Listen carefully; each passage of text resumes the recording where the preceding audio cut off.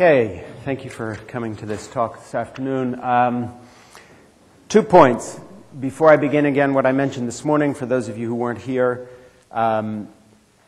besides doing the work I do as a writer, I'm the editor of Regina Orthodox Press. We have a number of books out. For those of you who are listening on the web, the number there that you can call to get our catalog is 800-636-2470. You can also look up our website, which is www.reginaorthodoxpress.com. One word, all run together, reginaorthodoxpress.com, or call 800-636-2470. For those of you who are here today, when we finish this afternoon, you'll have about a 15-minute break between the end of my talk and Vespers. I'm reminding you that these 4 books, In Peace Let Us Pray, which is an Orthodox book on prayer and spirituality in contrast to the charismatic movement and the Protestant vision of spirituality. Letters to Father Aristotle, a study on contemporary American Orthodoxy and what it is like to be Orthodox in this country now, which happens to be a book I wrote. The Faith, Understanding Orthodoxy by Clark Carlton, which is the basic Orthodox catechism, actually the most used catechism in the English language today as an Orthodox book. And then Dancing Alone, The Quest for Orthodox Faith in the Age of False Religion. I have these 4 books here today, and they are being offered to you basically at half price. At the normal price, all 4 books would be $90 plus, and today you can get them, obviously with no shipping charges, because I have them here for $55. I'll be out there after I finish speaking between the end of my talk and the Vespers, and if you want to get these copies of the books for yourself or anybody else, pick them up. I'd be glad to sign the copies that I wrote. So anyway, without any further ado, let me get to the topic of our talk today, which is living by the light of Christ in troubled times. And I think that anybody who lived through September 11, let alone all the things that have happened since, doesn't need to be told that we live in troubled times.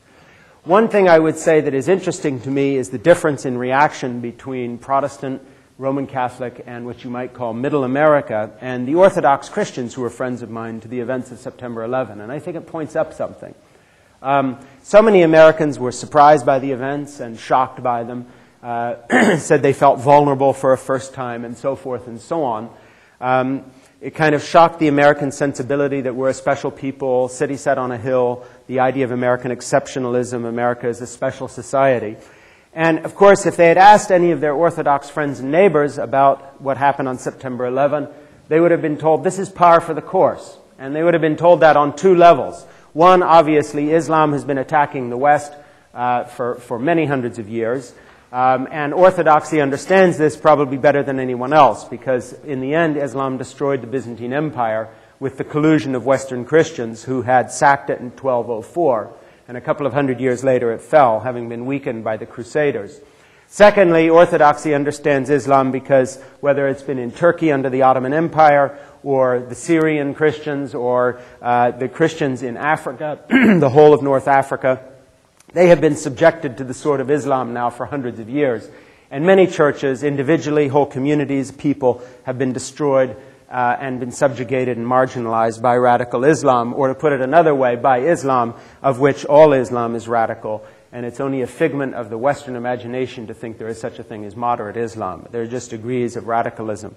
Because built into the Islamic Bible, if you like, the Quran, and built into the other Islamic writings and traditions, is a philosophy which, of course, you will never find in the teaching of Christ, which is the sword has to be used to conquer non-Islamic people. And there are only 2 positions vis-a-vis Islam, either at their feet as a conquered people or dead. There is no middle position of living with other faiths or other beliefs or other traditions.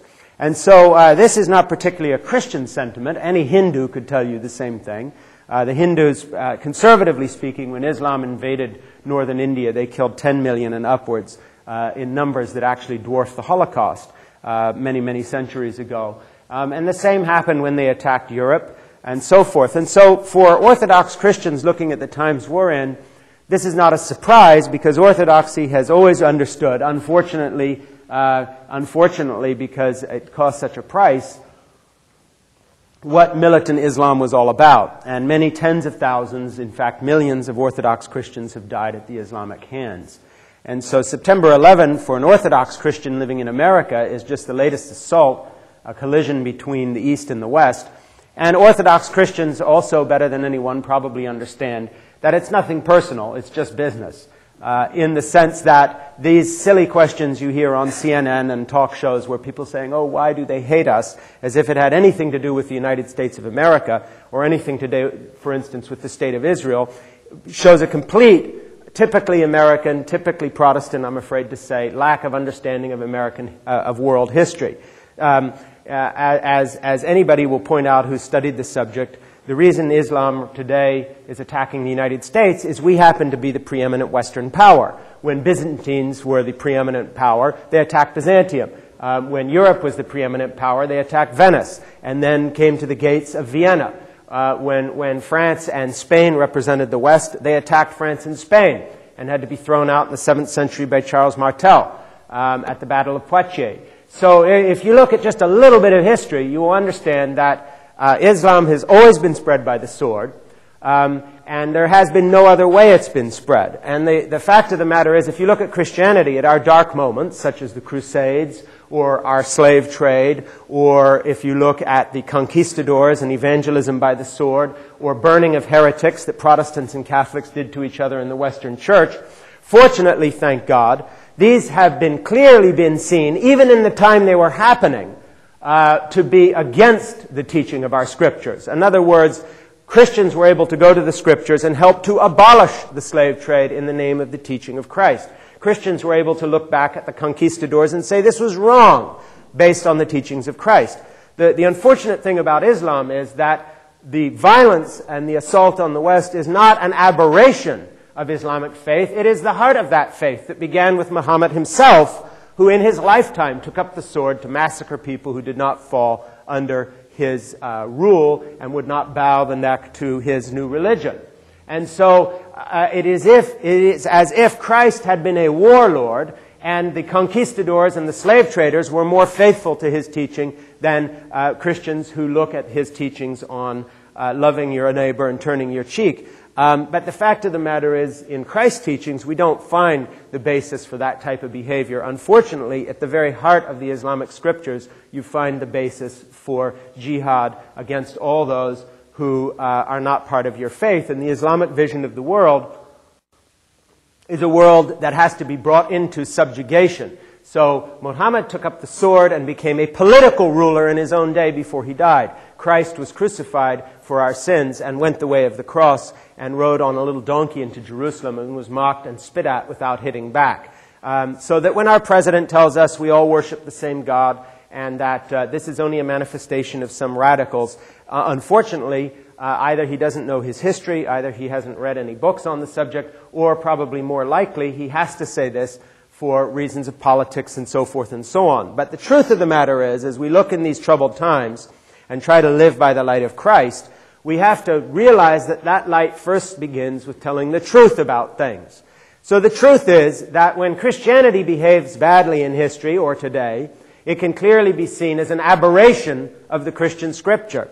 When Islam picks up the sword to make converts, it is only doing what its founder did. It would be as if, for instance, when Peter took the sword in the Garden of Gethsemane, Christ said, "Good, more power to you," and helped his disciples take other swords, and they fought one hell of a battle up there and chopped off plenty of people's heads and succeeded through violence. But instead, Christ sacrificed himself. And the reason I'm talking about this is that today, in order to live by the light of Christ, we have to also understand that the light of Christ has to illumine the truth. And the truth of our situation here in North America is not a very happy one right now. We've just entered into the beginning of a new war of religion, which is going to occupy most of our lifetimes, and probably all of them. Wars of religions usually drag on for a couple of hundred years. That was the cycle in the big Islamic attack on Western Europe, for instance, a few centuries ago, and is still continuing in the Balkans today, for instance, where it's sputtered on and off now for hundreds of years. And what we have to understand, that living by the light of Christ today is going to increasingly mean for many Christians persecution. We can see, for instance, in North Africa, Christians are being persecuted. We can see, for instance, in the Sudan, that the Christians, usually the black African Christians in the south of the country and in other places, are being killed, raped, tortured, and enslaved by militant Islam that is literally still in the middle of the slave trade, which by God's grace, people calling themselves Christians abandoned a while back and admitted was a terrible sin. So the world we now see, bizarrely enough, for those of you who are not familiar with Orthodoxy, is one that is far more familiar to the Orthodox than it would be to an American, say, out of a normal Protestant background that believes this country is sort of something special and different and specially blessed and lifted out above the normal warp and woof of historical movements. And we found that not to be the case, and September 11 was the big wake-up call.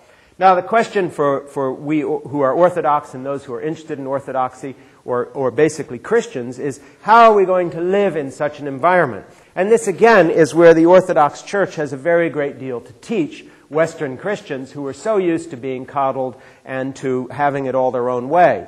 And that is that a price has to be paid for faith. The same price that the Orthodox Christians paid in the Soviet Union. A price that Americans have not been asked to pay, certainly not American Protestants. In our little brief forays into history and the world wars and so forth, we've always had this safe place to come back to. Well, it's not safe anymore. And we understand that the limit of what will be done against this country will not be governed by morals, but only by technical ability. Who amongst you thinks that if Al-Qaeda had a nuclear weapon, that would not have already been let off in one of our cities? Of course it would have been. There is no limit to what they would do to us, and there is nothing to negotiate. So that Western cultures in America now have to realize that we've run into something that even with Soviet communism we never ran into. We've run into people who believe in what they believe more firmly than we believe in what we believe. We've run into people who will carry what they believe to the logical conclusion of their presuppositions. And it's a very unequal contest in the area of ideas that was summed up by an African bishop from Nigeria who was saying that in his community, for instance, the Saudi Arabians had built a $15 million complex, and that the Americans refused to get involved in the area because he said when we turn to the Christian West, we find they're not Christians, and maybe they'll send us a few books, $15,000 for our center, whatever, whereas the Islamic people out of Saudi Arabia, the Wahhabists that they're exporting all over the world with their imams and so forth, take what they believe very, very seriously. And so now we are coming into an age where we're going to be looking at a very basic kind of Christianity again, which is an Orthodox form of Christianity, and the entertainment and the fun and games are really over. We're now going to see if the West does consider itself to be Christian. Well, its leaders certainly don't. If you look at the European community, if you look at Europe, where average church attendance for all combined Christian denominations is now slipped in most countries below 3%. If you look at the United States, where plenty of people are in church every Sunday, but most of the churches have much more resemblance to Disneyland in Las Vegas than they do to anything recognizably Orthodox, where entertainment is the name of the game, where it's a kind of cheap Christianity. Standing out there in the narthex, I was talking on one foot to some folks at the table there about the Orthodox view of the sacraments vis-a-vis who takes communion, who doesn't. Well, Protestants saying, well, of course, in our church, everybody can take communion. Well, of course, in Protestantism, everybody can do anything. And if you don't like a particular denomination's view of the sacraments, say marriage, marrying a homosexual couple, or remarrying a divorced couple, then you just go down the street, find somebody that does, or found your own church, or if you want to be like the Mormons, you found your own religion, because that way you can have all the nice little 12-year-old girls you want, and you go off to Utah and do your thing. And that's that's not facetious, that's exactly what Brigham Young and company were doing, because this is America, and we make our own reality. But now we have run up against an implacable foe that takes their religion seriously enough to slam planes full of people into buildings. We've run into an implacable foe that isn't laughing or giggling, that isn't going to Vegas for the weekend, and with whom there is nothing to negotiate. You might as well negotiate with the angel of death. We're running into a culture and a civilization that knows exactly what it wants, which is the complete destruction of Western civilization and all its values and everything it stands for, and will not stop as long as there's breath in their body. And now, all of a sudden, being a Christian will be serious for everybody, from George Bush on down.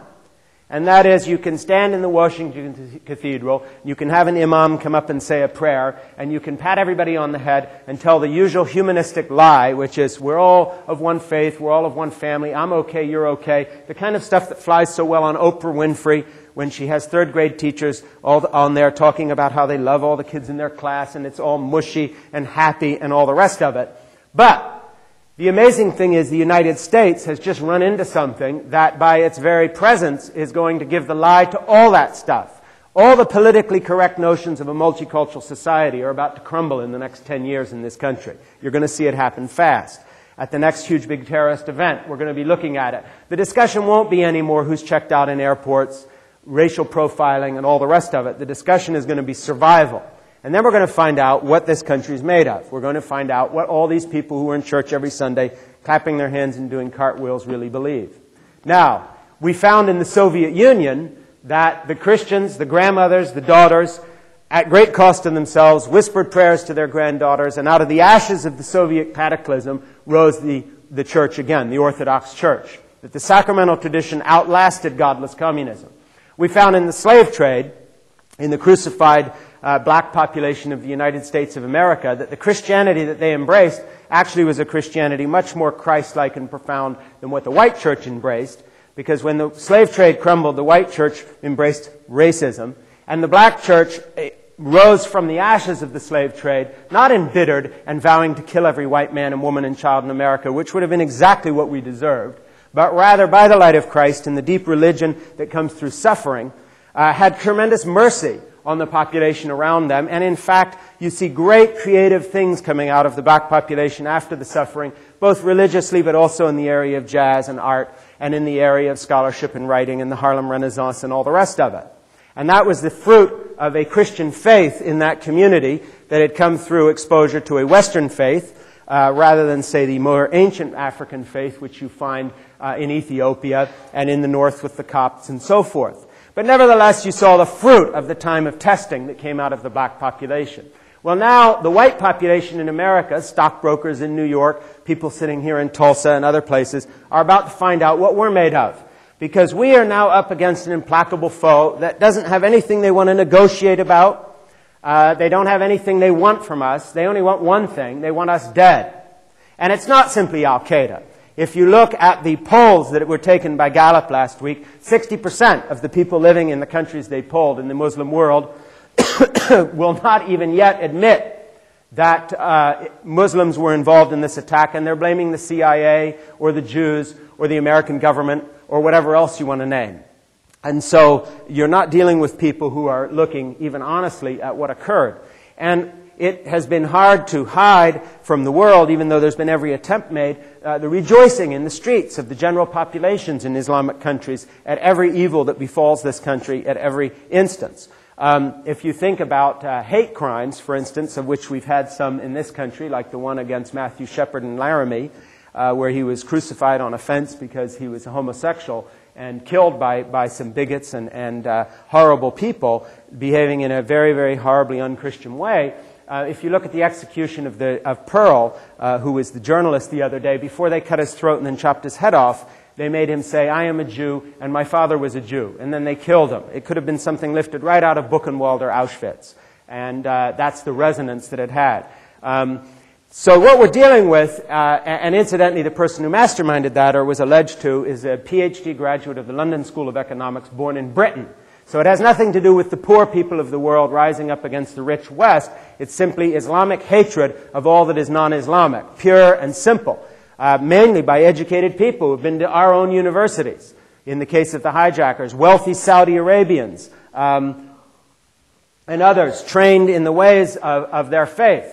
Now, we, big, soft, pliant, friendly America, who tend to sweep our own history under the rug, whether it's the abortion trade or the slave trade or the rise of the eugenics movement or racism and these other things we have not confronted, let alone the rest of the world, are now up against people who are not as smart as the Soviets were, in this sense that the Soviets always played our game, as did the North Vietnamese, for instance, when they were using people like Jane Fonda, who were essentially traitors to their own country and to the cause of the West, would use them cleverly. But these foes are too implacable even for that level of cleverness. They simply want us dead.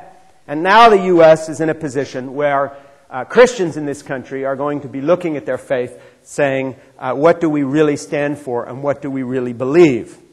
I'm reminded of the scene in the brilliant film, one of my favorite movies of all time, which is Being There, studying, that you remember was made, in the early 1980s, where Peter Sellers is in the film, and it's the first time he's gone out into the light of day, having lived this reclusive life as a butler, gardener type person in this wealthy person's home. And some gang members on the street come up to him, and he doesn't like what he's seeing. And at home, his whole exposure to reality was TV. And he watched TV a lot, and what he was carrying with him was a remote control in his pocket that he happened to walk out of the house with. And when this gang member pulls a knife on him, he pulls his remote out and clicks it as if he's trying to change the channel. But the fact of the matter is, you can change the channel, but when you go down to New York, there really is a big 6-story pit where 2 buildings were and over 3,000 people died. And there's no clicking it away. And you have to understand that the only reason the whole city is not gone is because they didn't have a nuclear weapon. And the only reason we're not all dead of anthrax is they haven't figured out how to mill it yet in sufficient numbers. And the only reason that it hasn't happened yet is that the statistical probability hasn't occurred. But the fact of the matter is, and I hope I'm not prophetically correct here, we've only scratched the surface. We're going to see in the next 10 and 15 years things developing which I think will make the beginning of this whole thing look like a picnic. Very much as the phony war did in the Second World War, when nothing was happening after the declaration of war, and Hitler had invaded Poland, and for about 6 months it just seemed as if things were going to go along and the war proper would never get started. And I think we're in that same position. Now, I think we happen to have a president who understands this. Whatever he says about Islam, or has to say about Islam, I think he understands that it's a long haul, and I think he's preparing for a very, very grave and long war, fought on many, many fronts. But it's not clear to me that we in the United States and we Christians in this country have any kind of a spiritual sense outside of the Orthodox Church, which has been here before, tragically, too many times, not only with Muslims but with the communists and others. Outside of the Orthodox Church here in this country, it doesn't seem to me that most people in America are spiritually prepared. On the politically correct side, you have a national elite in our chattering classes, so-called, who tend to not take any religion seriously. So for them, it's all the same. They all sort of worship some god. It doesn't really matter. What they do is read the editorial page of the New York Times for their divine revelation, and the rest doesn't exactly matter. And then you have a secularized group of people who are nominally Christian. But you notice they would not be calling to, for instance, save the Christians in southern states of places like Nigeria, or go to war on behalf of their fellow Christians in the Sudan. Even though the little finger of American power could save all those people, we would never go to war to save our people, our Christians, in Africa, for instance, the way Islamic people would go to war to fight for their own today. And so we show that broad, easy, slothful American middle class may call itself nominally Christian on its baptismal papers, but has no sense whatsoever that it is in some kind of real confrontation with an ideology that will take it down. And then you have a more Christian group, fundamentalists, Protestants, charismatics, and others, and so forth, who may have some deep personal commitment to Christ, but because they have rejected their connection to the historic church, because they call themselves Christian, this sort of thing generically, and do not tie back into the roots of any kind of Christian experience that connects the dots up the way these icons in this church do, generation to generation, there's no sense of shared experience or wisdom in how you confront suffering, persecution, and evil, and so forth. And so really it's like orphans without a leader. They're just waiting for something to happen, and it's all new to them. Why do they hate us? How could this happen? If they only understood us better, they would like us. This sort of thing that shows a naivete that is more frightening, really, than what the terrorists have done. Because it means that we are totally living in la-la land. This is really Chauncey Gardner in being there, clicking his remote, trying to make it all go away. And it has no reference at all to the reality of the situation. And then there's a small core of people in the Orthodox Church, people who have survived persecution in the Soviet Union, of the Turks, the Ottoman Empire, others who have a collective memory of what it really is to be a people on a confrontation with another viewpoint that is implacable. And they remember that the Turks, the Jansenaries, would make the Greek families pay the blood tax. Out of every generation, they would take one male child, steal them away when they were about 3, raise them in Islam, and bring them back as Jansenaries, which were the most feared troops of the Ottoman Empire. They would brainwash them. And of course, the Soviets did the same thing, taking people off to youth camps and so forth. And they have a kind of institutional memory of what really happens when you're under the thumb of Islam.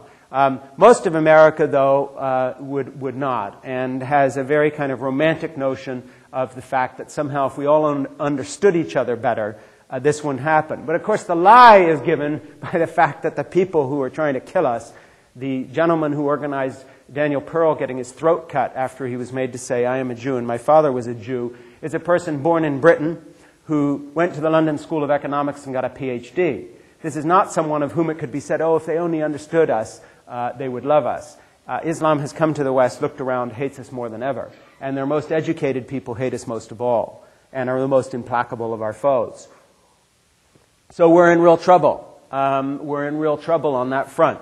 So in terms of living by the light of Christ in troubled times, I think the first thing we have to recognize is the truth of our situation. Our situation is not dire in the sense that this culture is not about to crumble. We live in a very powerful nation. But it is dire in the sense that there are a lot of people in this culture who are telling themselves lies and who are not speaking the truth or bearing witness to it. Look at the situation. We have African Americans in this culture who are looking to Islam for a resolution of their problems, and this has been brought upon us by the fact that white Christians have treated African Americans so badly in our history that it is natural that they would look elsewhere. The tragedy is what they're looking at is the religion that has oppressed more black Africans than the West put together and continues to do so.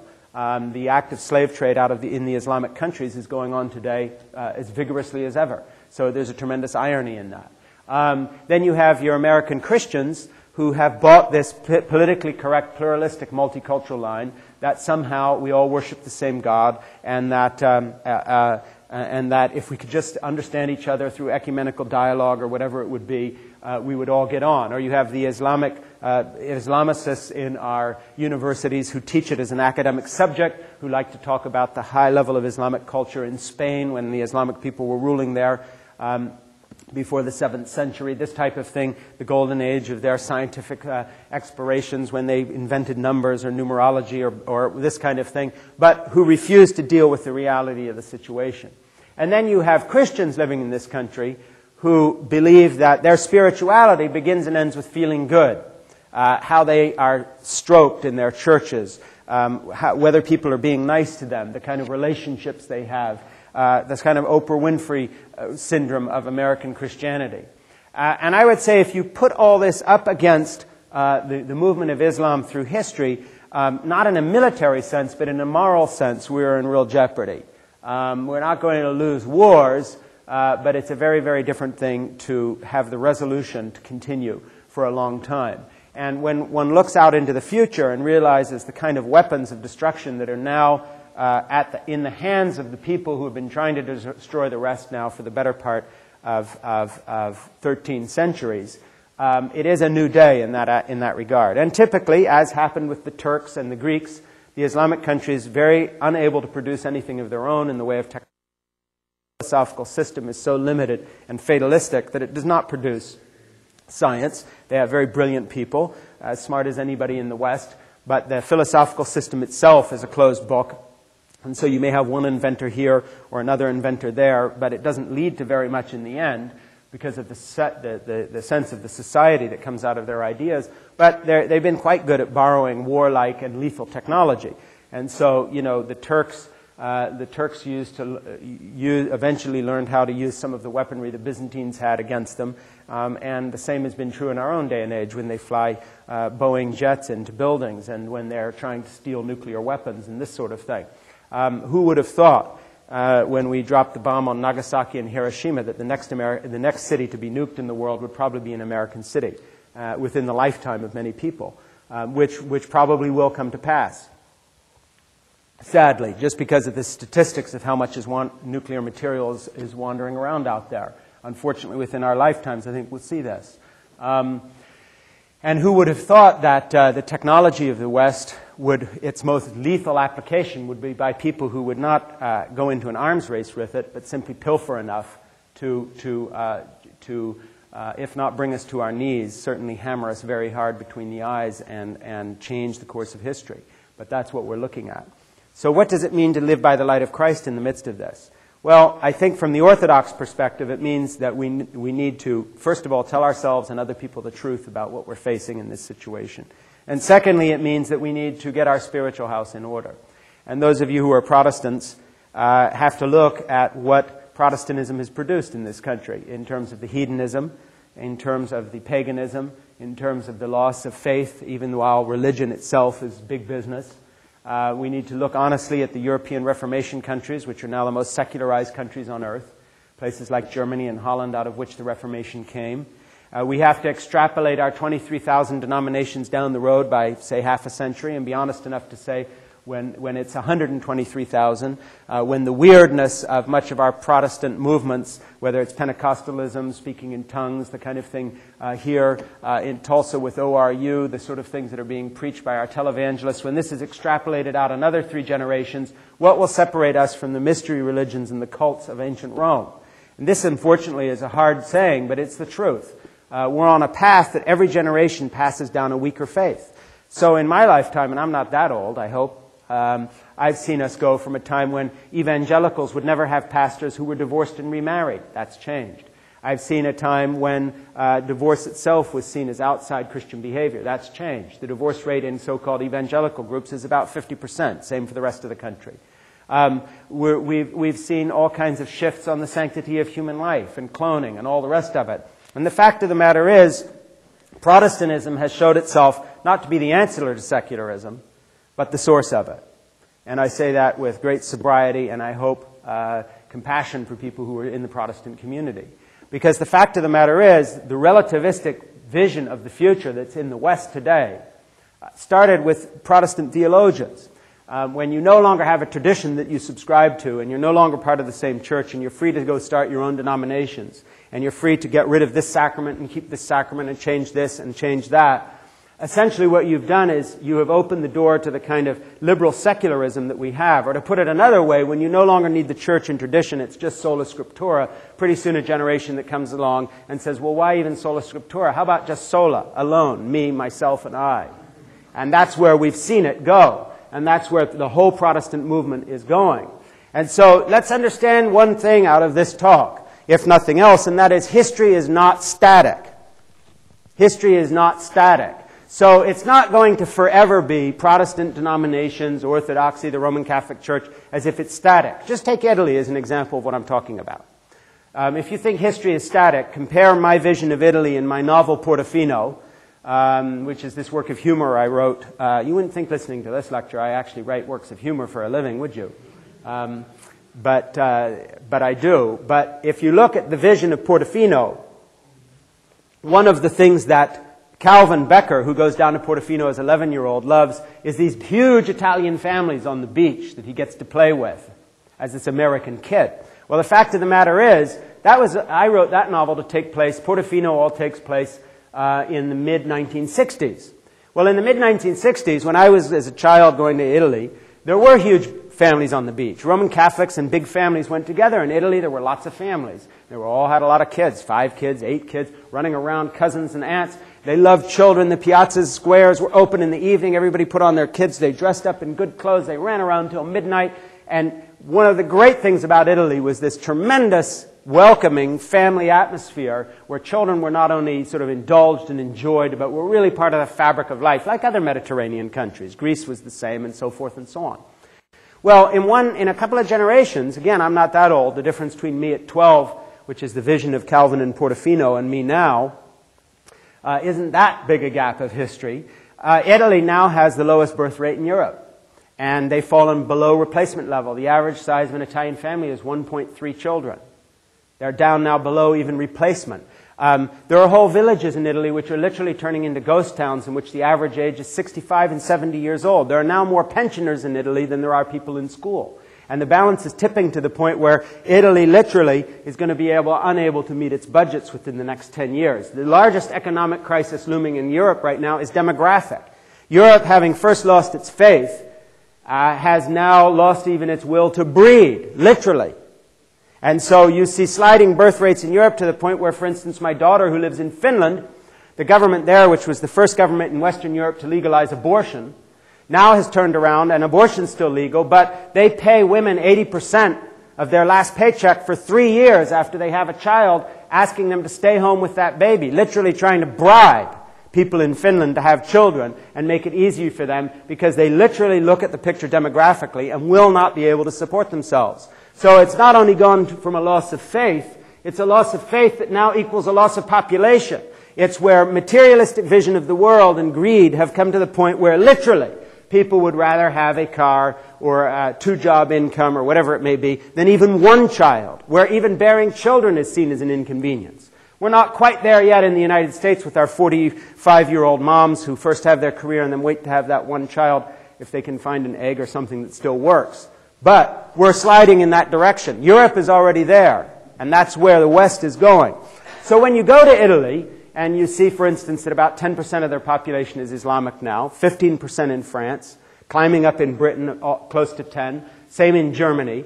There are reasons for this which are truly, you almost hear sort of the echoes of the apocalyptic horseman in the sense of a civilization. I'm not talking about the return of Christ. First of all, you have a culture that has a loss of faith. The Western Church has imploded, literally, in Western Europe. The Western Church has imploded. The Reformation took everything down with it, finally. There's been a complete loss of faith. The Catholics have outdone the Protestants. So the Protestant rot, as it were, of each man going in his own direction, and to hell with tradition, has now infected European Catholicism to the point where where Italy is not having children. Talk about a reversal of fortunes. And now you are looking around Europe and you have a declining population, and the only people who are willing to come in and work are the waves of immigration into Europe, which just happen to be about 90% Islamic now. And when you look at these forces, you realize that to be a Christian, living by the light of Christ in today's world and into the future where we and our children will soon be living, is not in any sense a static picture. We are no longer in the West as it was once understood. We are in a culture facing a religious war, but ironically, we seem to be the last people to understand that we're in a war, and we sit there thinking, oh no, we're just fighting terrorist activities, and these are police actions. Well, these terrorist activities, quote unquote, if you look at a world map, just happen to link up like hot spots on a tectonic plate, like volcanoes, starting in the Balkans, running all the way out to Indonesia. And everywhere that Islam is rubbing up against other cultures, there are wars, civil wars, bloody actions from Kashmir to the Balkans, and from Kashmir in the other direction out to Indonesia, and now encompassing in the West. And if you look at the demographics of Western Europe is either going to have to sit there unable to pay its pensions or import workers. Because one thing they're not doing is having babies. Because the loss of faith has lost even to the will to breed in a way. And so what you have here is a vacuum that is being formed, that is being ready to be filled. And so there is a very, very, very good possibility that within the lifetimes of most people here my age, and very certainly within the lifetimes of you who are younger, you will be looking at a world that no longer resembles the world you're in now or were raised in any more than someone who was living in Weimar, Germany, looked back pre-World War I and had a world that represented the world they lived in.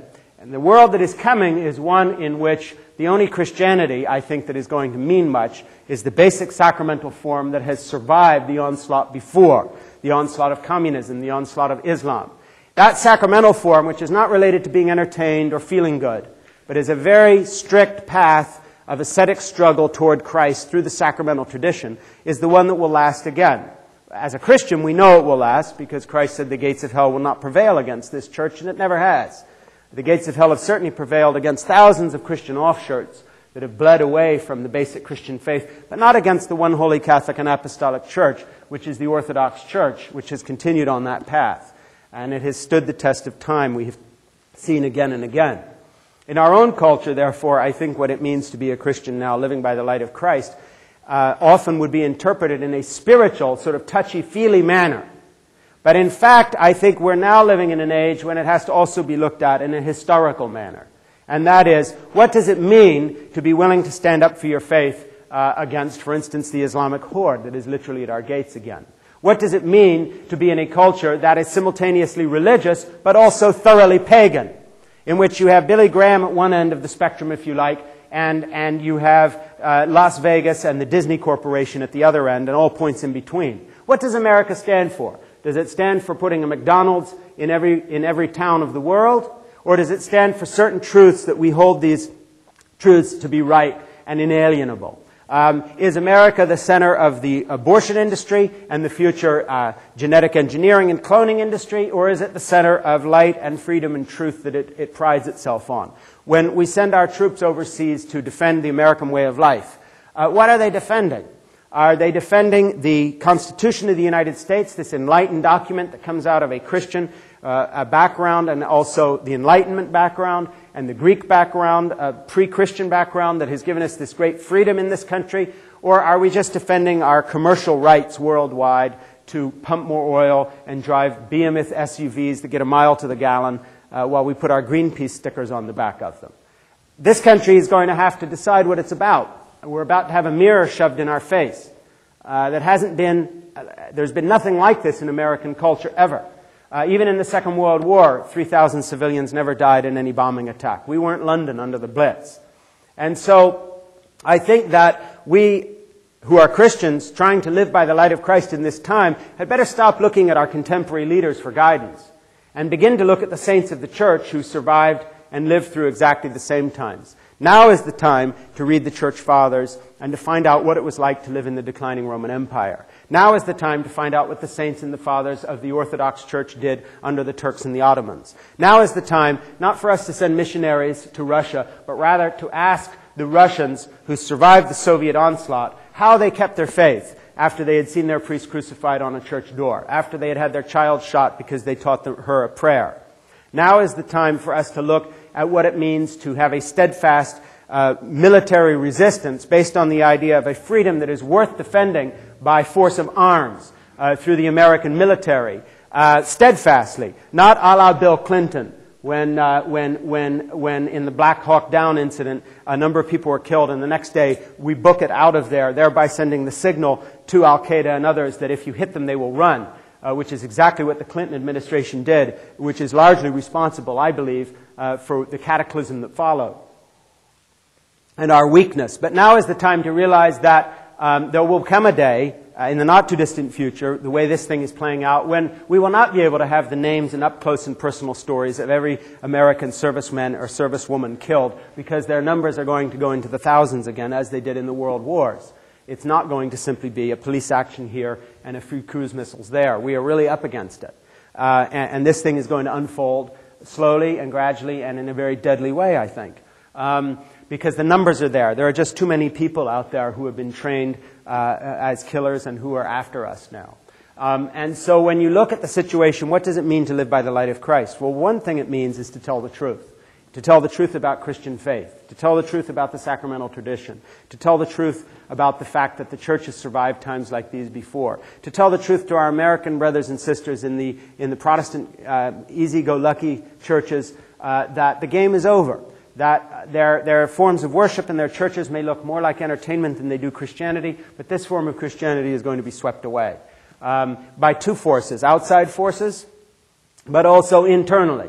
That at a certain point, the trivialization of war, worship, and liturgy, and all these other things simply will mean that Christianity as such will completely evaporate. I was mentioning to someone before this talk that often when I talk to Protestants, the level of ignorance about what historical Christianity actually is now is so high with each succeeding generation that it really reminds me of taking my grandchildren through the attic where I grew up in Switzerland, and they have no actual relevant memories to the bric-a-brac and the pieces. I know what this was. Oh yeah, this is the jug grandmother used to use, and here this is one of my father's favorite books. To them, this is just something lying up there, and it's a book, and if they see the name in the front of it, they might know something about it. And then their children are going to have, this will just be anything to them. Like a family photo album, when you look through someone else's photos, all those preciously kept photographs, if you didn't know the people, they don't mean anything to you. It's just pictures. And they get tossed and you see them in a yard sale and your heart breaks because you think this once meant something to someone. Well, similarly, the Christian tradition is evaporating before our eyes. Standing in the narthex, I was talking to a couple who are here about this and getting a question that I get all the time. Why don't Orthodox have everybody take communion and so forth and so on? But as I was trying to explain then, it has nothing to do with excluding anybody. The Orthodox Church hasn't excluded anyone. It's never changed. It never let people outside the church take communion. Back in the first centuries of the church, long before there were any, quote, denominational splits, it's the world around that has changed. I'm reminded of the children in the attic, looking at the bits and pieces. Oh, sacrament, doesn't that mean communion? That's kind of the only sacrament we have. We got this, and this is how we do it. And what's that? And then the next generation comes along, as many Protestant groups have, and there isn't even communion. It's all home Bible churches with nobody serving anything. And what do they do now? Oh, well, we have an agape meal. We sit down on Saturday, and that's sort of like communion. We break bread and ask Jesus to bless it. And then the next generation. And the whole sacramental path of accountability that lets you live the kind of life that resists Soviet communism, that is willing to send men to die in fighting militant Islam to defend our freedom, evaporates.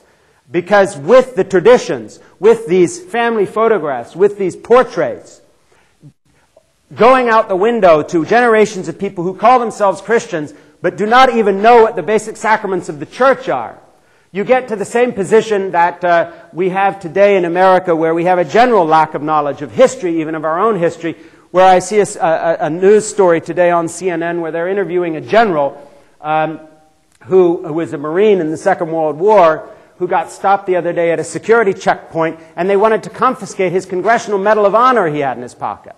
And the person looking at it didn't even know what a Congressional Medal of Honor was. And so you say to yourself, here we have the ultimate irony. We have somebody with a Congressional Medal of Honor, and it's being taken away as a sharp object by someone that doesn't even know what a Congressional Medal of Honor is, and you really just start sensing that a culture that has cut itself off from its history, cut itself off from its roots, cut itself off from real education in the name of all this psychobabble stuff of high self-esteem for no reason, which is also the reason people do not learn to read. Because self-esteem is not the first thing you want a child to learn. What you want them to learn is to obey you and to have some discipline and to get the job done. And they don't need a TV set on every desk. What they need is a teacher who will watch out for them and parents who are involved with their life. And all these little tricks and toys we've used to pretend everything's fine when it isn't.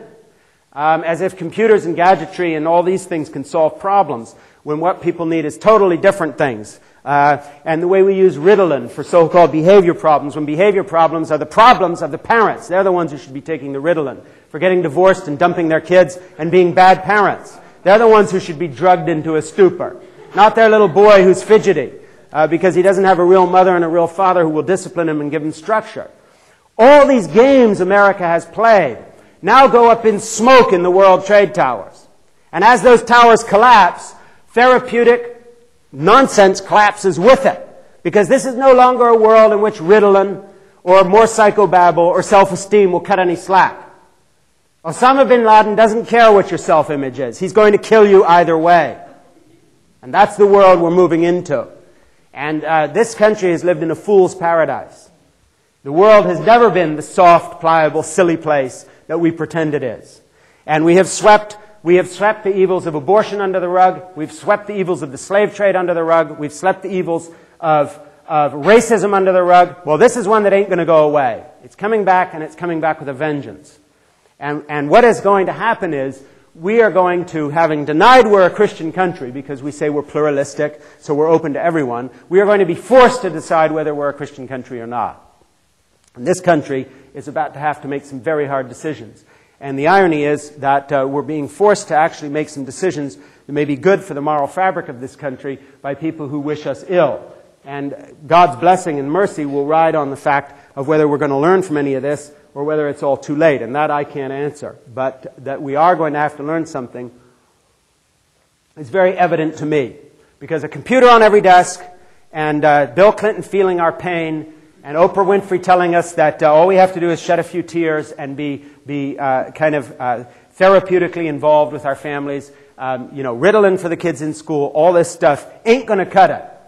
And the people who understand the future best, I think, and this may sound weird, but as I mentioned this morning with a son in the Marine Corps, are, the drill instructors on Parris Island and in San Diego, and some of the Orthodox monks I've met. And I'm not being facetious, because both see a hard world in which discipline, obedience, and doing things the way they should be done is the only alternative to getting killed. Both see a world in which you can't be selfish, that the most important person is the Marine standing next to you, they tell you on Parris Island. And that's exactly what the monks on Mount Athos will tell you as well, that it's the opposite of high self-esteem. It has to do with humility and obedience. And so essentially when you look into the future of this country and where we're going and what it means to walk by the light of Christ, it is not going to be what you all expect. It is not another sermon on loving your neighbor. It is not sitting down and talking about feeling your pain. It is not more psychobabble and women's and men's Bible studies and little clubby things we do. It is something completely different. It resembles Mount Athos and the ascetic fast leading up to Lent, and it resembles Parris Island and San Diego for the Marines, much more than it resembles what you think of as church and spirituality.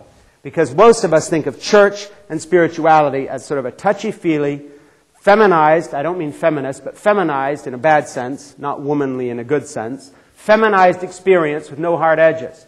And to cut to the chase in this sense that Orthodox will understand, it's the difference between Byzantine chant and American la-la-la-la choir music.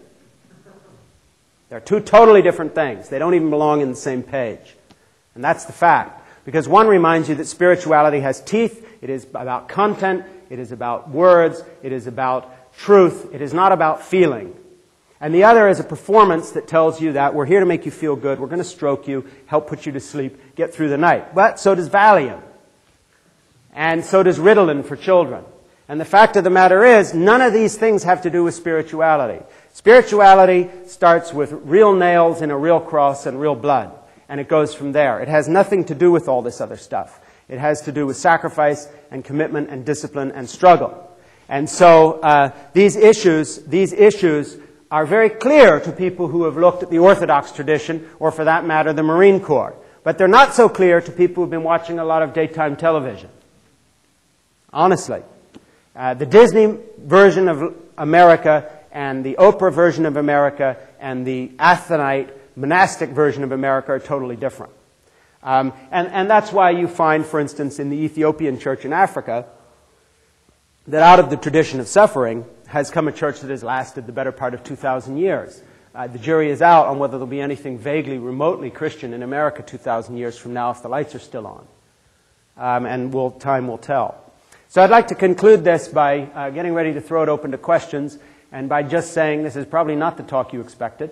Living by the light of Christ in this world is usually going to come packaged to you in something much softer. I've probably offended people here and those listening on the web. I'm probably wrong in half I've said, or maybe more. On a good day, it's about 50%. But having said all that, I would just like to leave you with this thought. And that is that if you think that Christianity has to do with you being happy and feeling good, if you're going to a church because they treat you nicely and you enjoy the prayer group, if you think that it is a form of adult Ritalin, as it were, to help you with your personal behavior problems, at least know this. This is not the vision that made the church survive for 2,000 years. And as I say, that vision is maintained chiefly in this culture right now on Parris Island, San Diego, and in Orthodox communities where priests and a few people still view spirituality as a struggle rather than something easy. And so in conclusion, I would just say this may not be the talk you're expecting, but believe one thing for certain. In the next 10 years, not from me but from other people, you're going to begin to hear more like this, because we're facing both internally through the rot of this culture as it loses its way and ceases to be a Christian culture but rather becomes a pagan culture. I didn't say a secular culture. This is a very religious culture. Paganism is religious, it's not secular. It's G.K. Chesterton saying, again, as I mentioned this morning, the problem when people no longer believe in God is not that they believe in nothing, but they believe in anything. And the anything is the 23,000 denominations and the arrow points in between. We believe all right. We believe in tarot cards and palm readers. We believe in all these different things as well as our different forms of Christianity. We believe everything. And that's paganism. Those are the mystery religions. So that when we look at our own faith as Christians, those who are real Christians, we have to understand something. The feminized, pretty stuff is done. It's finished. You notice in New York, just to give an analogy that even more people will get angry with, you know, that the heroes that walked out of 9/11 looked mighty like the heroes of World War II. It was all 230-pound firemen lugging 180 pounds of equipment up 90 floors to save somebody. Where was all the equal opportunity stuff there? No, thank you. I want someone who can actually carry me down 90 flights of stairs. That's the real world. It has nothing to do with bias against women any more than men can bear babies or give breast milk.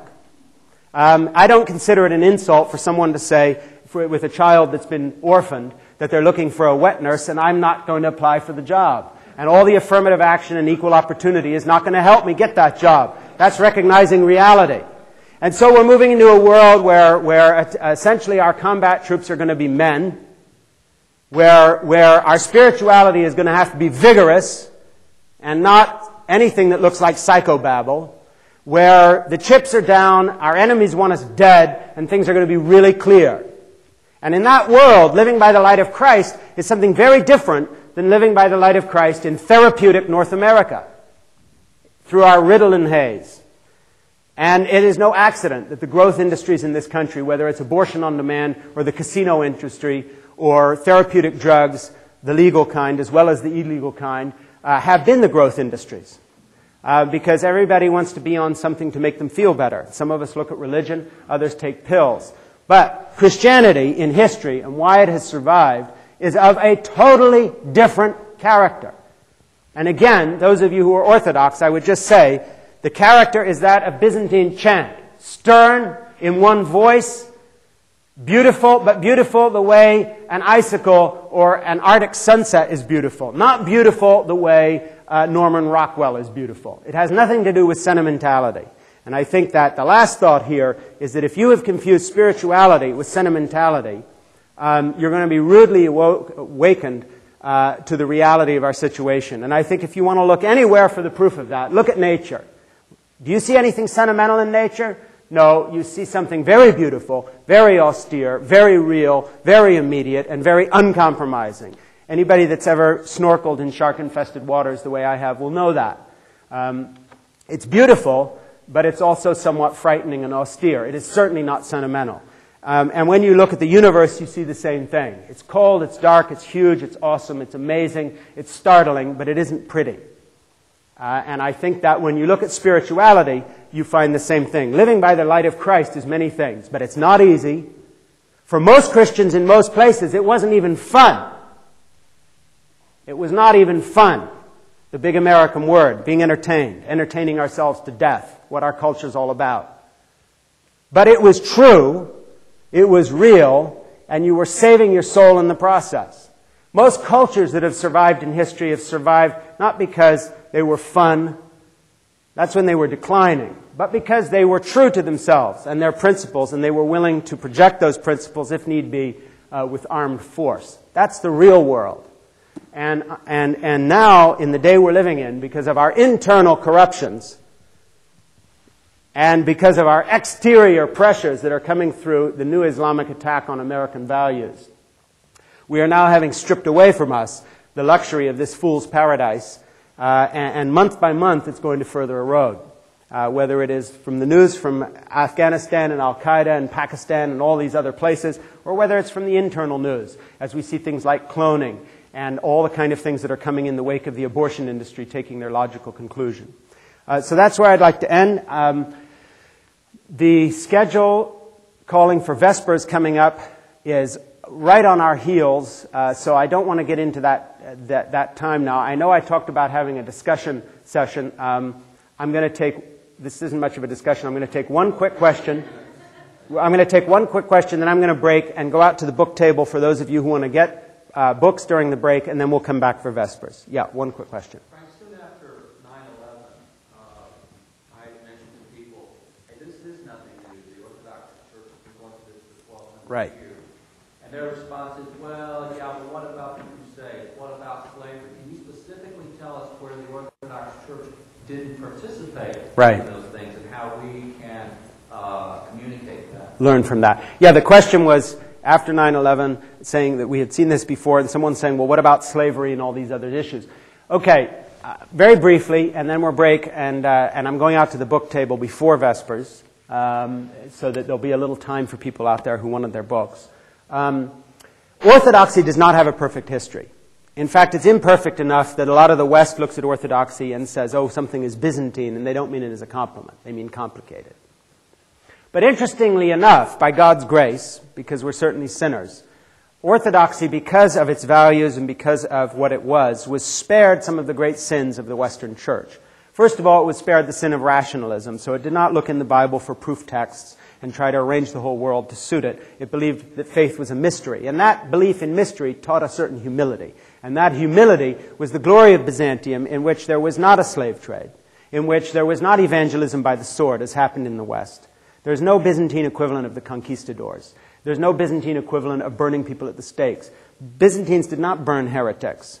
They had learned councils and said they were wrong and made new creeds, but nobody got murdered en masse as in the Western Protestant versus Catholic wars of religion.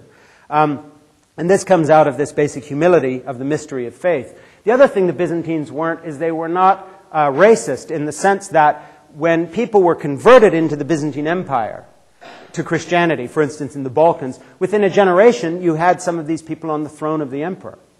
And so they carried the Roman idea of citizenship, now being citizenship in faith, forward rather than through ethnicity. And then, of course, they had a relationship with the Ethiopian and the Coptic Church and the other African branches of Christianity, which were considered equal.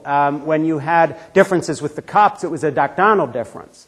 But, for instance, the Ethiopian Orthodox Church or the Indian Orthodox Church, the skin color had nothing to do with it. The church had Orthodox bishops, and you would kiss the hand of an African bishop or a Byzantine bishop or a bishop from Slavic country. It didn't matter where he came from or what his language was. So Byzantium was not a perfect society, and it had its ups and downs, and it had certain political turmoil, and the rules of succession for emperors were more than rocky. But the great sins that have plagued Western Christianity, going on the Crusades, enslaving black Africans, racism, second-class citizenship for Jews, and these other sorts of anti-Semitic things that plagued the Western Church, Martin Luther being one of the greatest anti-Semites of all time, and the Catholics and so forth. The kind of power that bishops took to themselves in the West with the papal states, this sort of thing, did not happen in Byzantium, did not happen in the Orthodox countries in the same way. And this doesn't prove anything in the sense that they were less sinful, but what it does show is that the logical presuppositions of orthodoxy carried through the Byzantine Empire certainly brought much more light and truth and beauty to the body politic and to the way other people were seen than happened in the Western Church. So one of the great shames is, and I guess it's a good place to end, is that here in the West you have a lot of people who come from Africa, descent by slavery into the West, who have turned away from Christianity and now look at Islam, and as I say, understandably so. Who wants the white man's religion? I certainly don't. The religion of the Ku Klux Klan, the religion of people who said they were Christians and wouldn't sit down in the restaurant with an African. Ridiculous people. Who wants this religion? Well, not me. And Islam came along and presented an alternative. But the sad thing is, there's a much better alternative in something that predates Islam by 700 years, which is the African Christian experience in Ethiopia and in other countries, which is far more African than it is white and far more ancient, predating all these Western problems than any of these other solutions.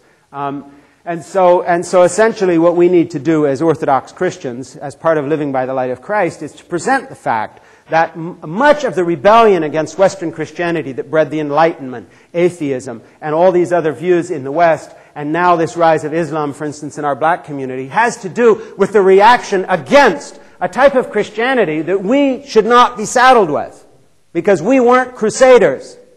We were not slavers. We were not the anti-Semites. And the Western Church has a lot to answer for in that regard. Nor did we create a kind of a rationalistic theology which led through the Enlightenment to the kind of atheism we now have in the West, which is hitting hammer blows from our academic community against Christianity. This didn't come out of the East. Nor did we have the Reformation, because the Byzantine Orthodox Church didn't need reforming. You didn't have popes taking political power to themselves in the same way.